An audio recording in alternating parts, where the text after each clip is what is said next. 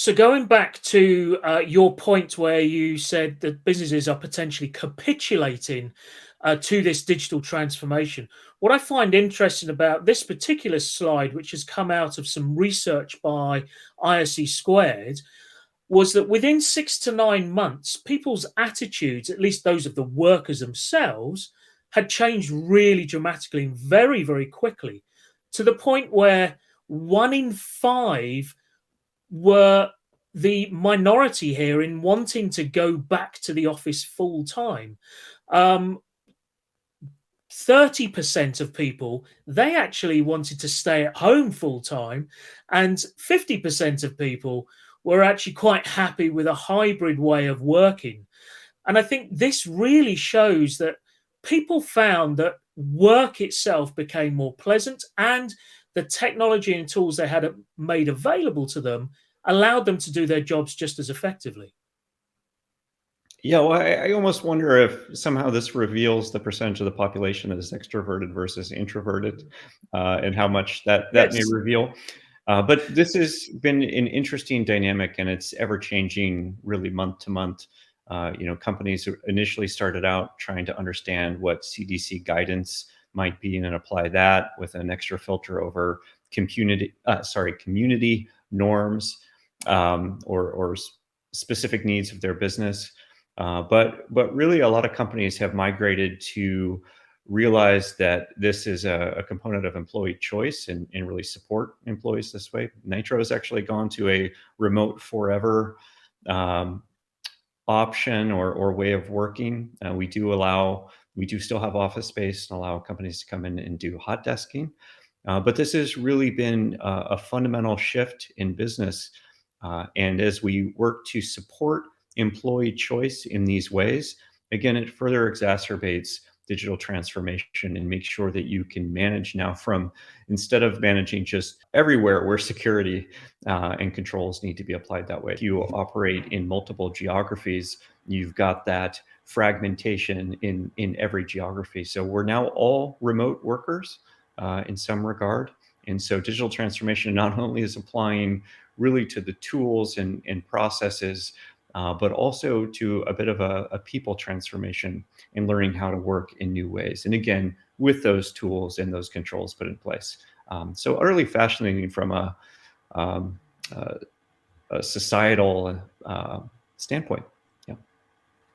It's beyond the scope of this particular webinar, but I think it's worth mentioning as well that the impact this has on the physical environments that businesses are operating it's going to really see a fundamental shift in how those environments are presented to workers, in the sense, as you say, is it just a collaborative space now? I mean, you mentioned about how much of the proportion of the population are introverts. I think of it as how bad was the office experience for 80% of these people to not want to go back full time in the first place.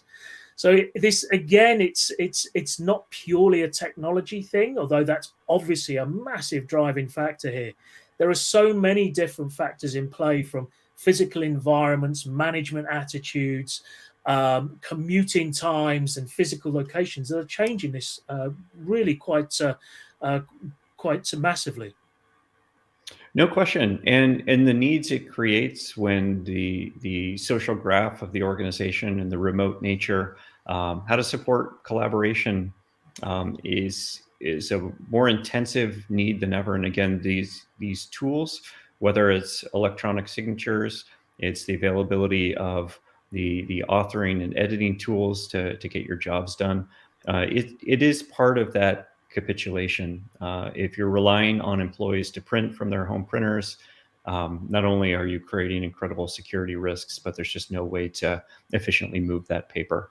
So this is an underlying societal and organizational shift, but the implications are utterly massive. And we can see evidence of that, and we probably won't linger too much on this, but we can see evidence of that capitulation here, even between 2020 to 2021, where the move where organizations were looking at 45% of their workforce being remote for all employees in 2020 has seen a significant increase to 61%. That's quite a massive shift. And interestingly, remote for some employees has gone down potentially between 2020 and 2021. So I think it's that capitulation is pretty much encompassed here. The increase in we're just going remote for everybody. Well, and part of digital transformation is listening to your customers and listening to your employees, and adjusting and adapting and evolving in ways that make sense. And so, what we're hearing, and is actually backed by research that has been done by McKinsey, is that during the pandemic, employees remember the companies that have treated them well, and there's really a new class of sought after employers to work for. Employees are not forgetting, and that is playing into the companies that become desired places to work. So yeah, doesn't surprise me in many Absolutely. ways.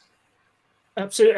And look, it's somewhat apocryphal, but I saw on LinkedIn not so long ago somebody saying that their hiring plans have changed because all they do is look out for companies that are announcing a permanent return to the office, and then they go and hit those employees from those companies to recruit them into a flexible workspace, and then they're coming over in droves. So I think, yeah, you're right.